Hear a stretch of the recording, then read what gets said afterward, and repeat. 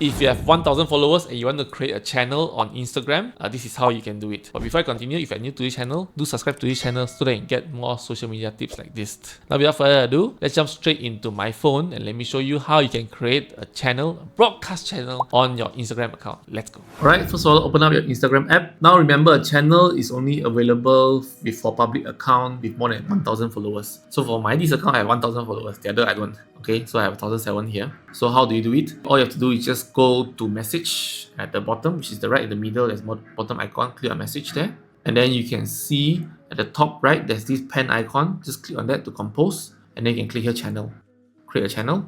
So you just follow step by step. Get started. So channel name. Okay, the audience can be anyone on Instagram.